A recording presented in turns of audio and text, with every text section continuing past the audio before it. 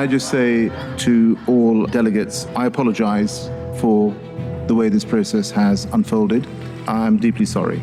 This is the president of COP26, welling up with tears as he closes negotiations on our last potential chance to avert climate catastrophe. COP26 has been a failure! Why did it fail? Because of people like this. A highly paid network of politicians, lobbyists, and investors conspiring from the shadows to block climate action, sacrificing humanity itself for short-term profit. These people are the biggest threat to our planet right now, and they're winning. Mr. Pink knows how they greenwash your money. Mr. White knows how they buy your politicians.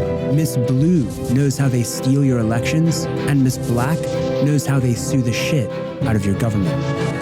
They've agreed to reveal to us how these dark arts work. This green marketing is intended to trick all of us. They put them up in a 5-star hotel. There's maybe an expensive handbag with caviar.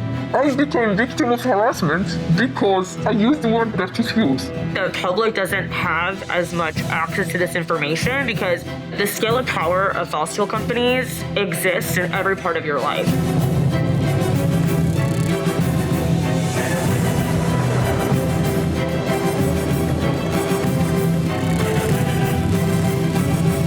That might well spell the end of our survival on this planet.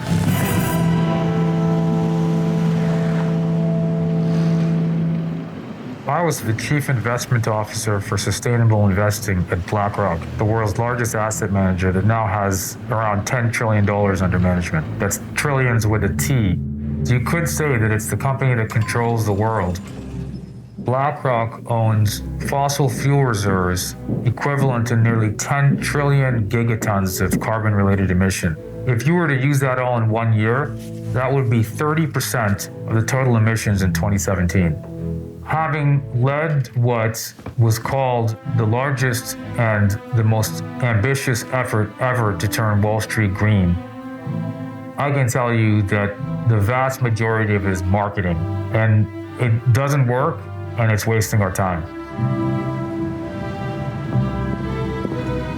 I'm a member of the European Parliament, so I vote on all legislation in the European Union. The most important decisions, in a way, are taken here in Brussels in the European Parliament, from regulating engines for cars to emissions trading, how power plants are regulated in the European Union.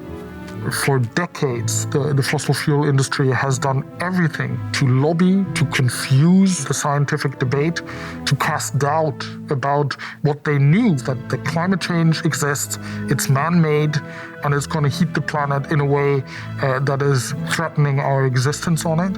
And this is the result of a constant onslaught of lobbying. I am an elected state representative in the United States. And I was very shocked to find out as I was on the campaign trail that most elected officials, Democrats and Republicans, and those running for office, take tens and thousands of dollars from fossil fuel companies, and they do it without any type of regret or remorse. I was the head of the energy efficiency unit located in Brussels. I worked on the Energy Charter Treaty, which protects foreign investment in fossil fuels by means of private arbitration, where companies can ask for billions of euros of compensation if the climate policy impacts their profit. These whistleblowers come from the world of the white-collar elite, where the soft edge of polluting power tries to convince us that rather than damaging the planet, fossil fuel companies are actually the ones trying to save it. We found out the fossil fuel industry was causing global warming in the 80s. Oil and gas companies, who had secretly known this for decades, began to act differently. They began trying to convince us that they were good for society. It's good for you, good for us, and good for the future of Britain. They even started to claim that they were protectors of the environment. If we told you that a certain oil company wanted to push a pipeline through this lovely Welsh valley, sending bulldozers into the Snowdonia National Park, you would probably, quite rightly, be very alarmed. This is the valley after, not before Shell laid its pipeline. You can be sure of Shell. But can you? Several years after this commercial was released, 150 tons of oil leaked from another Shell pipeline nearby, killing scores of local wildlife. Shell's reputation for conservation meant that the judge let them off with a low fine. Greenwashing had begun, and as energy companies lulled our concerns with this public illusion, secretly, they began to infiltrate governments, courts, and banks to ensure that society would always be powerless to stop the oil. Our whistleblowers are going to tell us how this new reality was invented.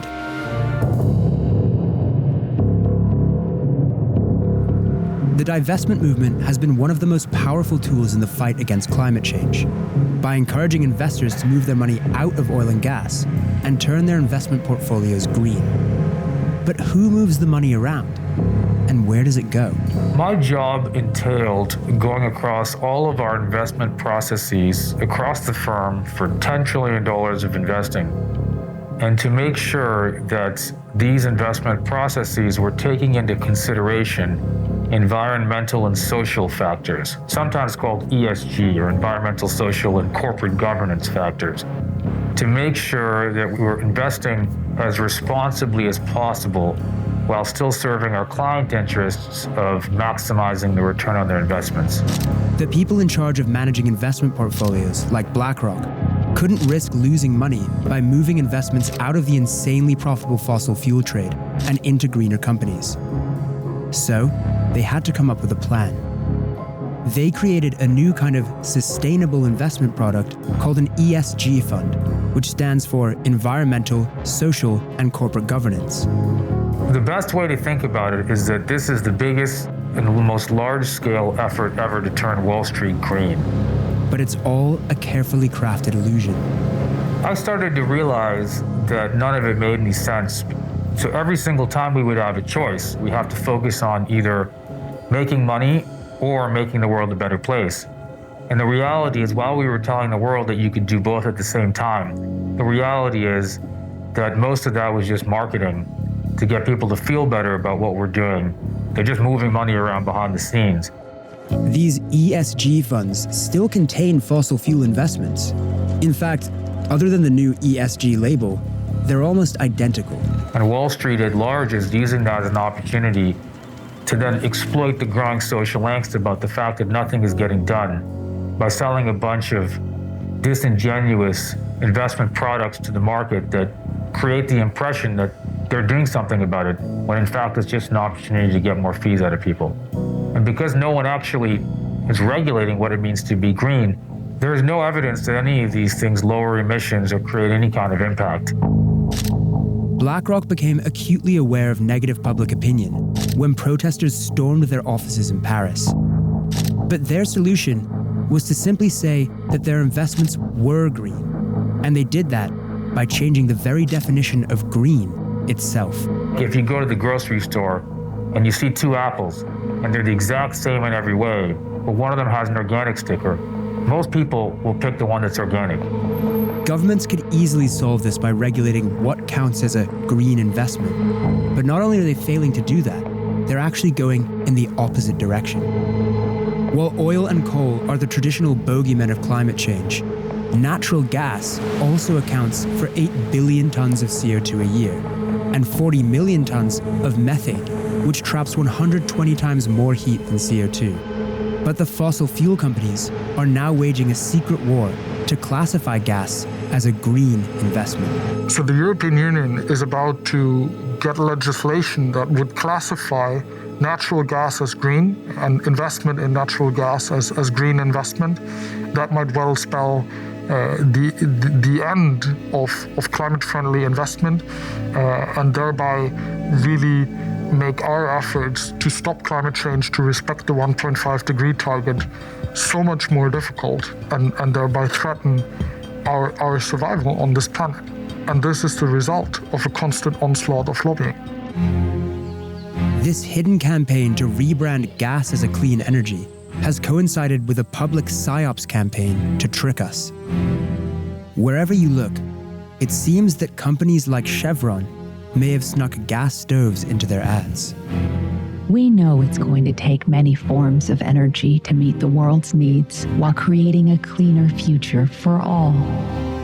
They're hiring very well-known and established influencers to pump gas into their vans or use a natural gas stove. These are all different tactics that they're putting into place to now go after young people, to go after a generation of people that are probably the most aggressive in tackling climate change and essentially brainwash this generation of people, which is something they've been doing for a very long time, trying to influence folks to use their products. Don't miss a bunch of adventurous people going head-to-head in the most amazing lower CO2 emissions road trip. Watch it now at youtube.com/Shell.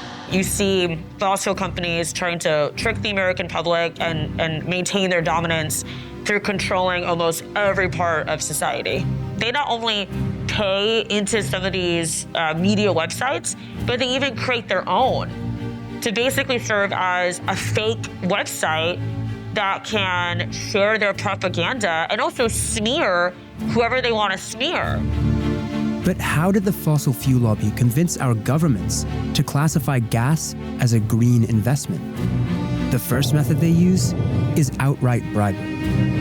We have seen examples in the past that countries that have a huge share of fossil industries, Azerbaijan, for example, that has a long-standing interest to sell their gas, to sell their oil to Europe, they have bribed politicians. They have invited them on trips, for example, to Azerbaijan, first-class flights, 5-star hotels.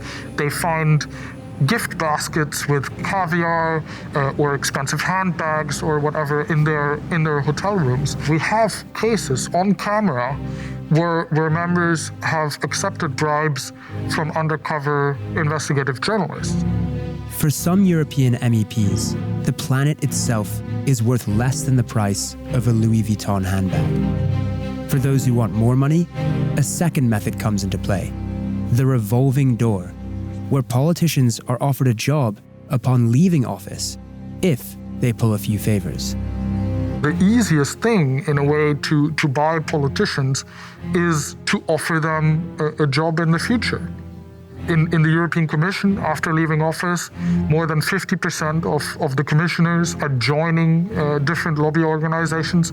The former German Chancellor, Gerhard Schröder, is probably the biggest example of such a revolving door into the fossil fuel industry.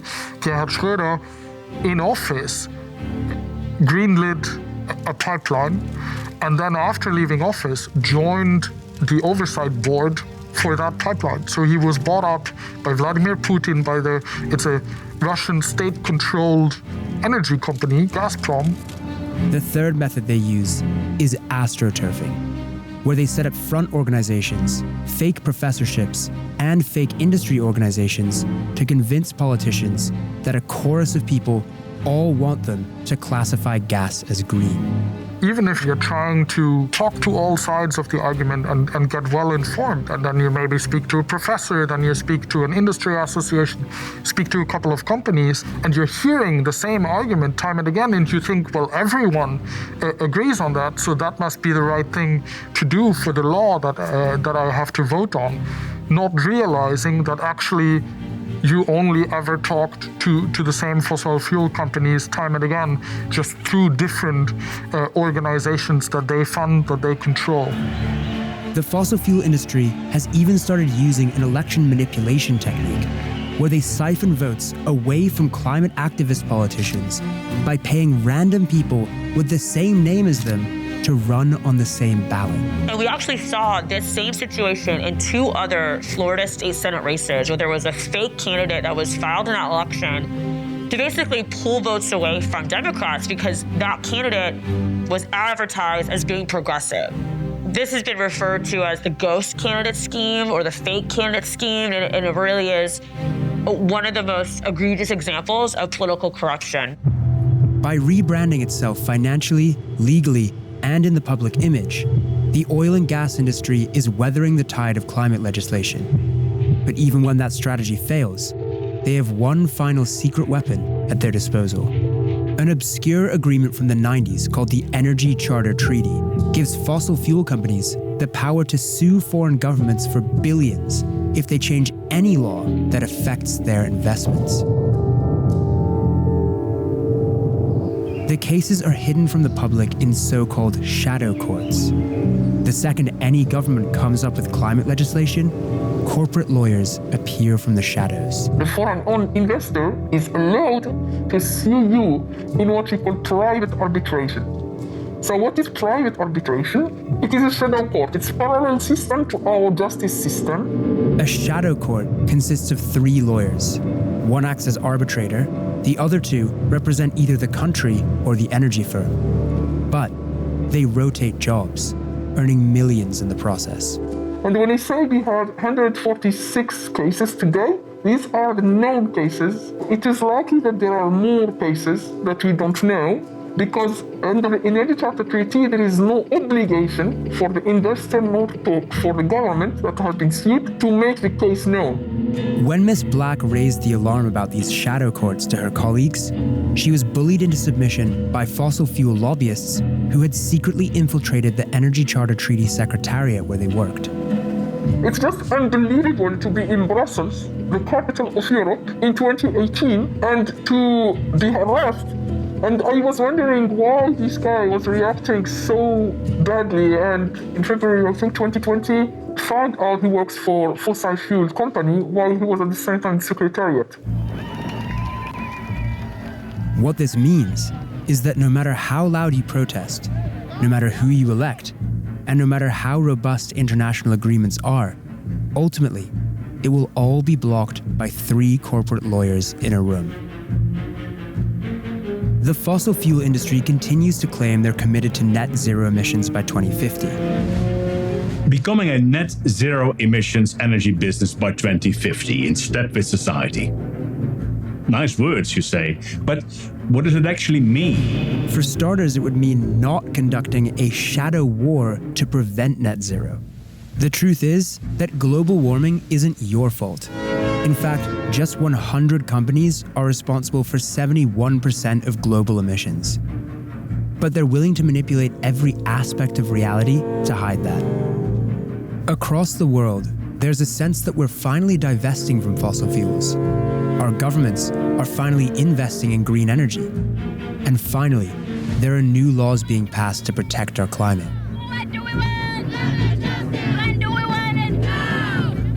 By the time we realize that all 3 of those things are just carefully woven illusions, it may already be too late.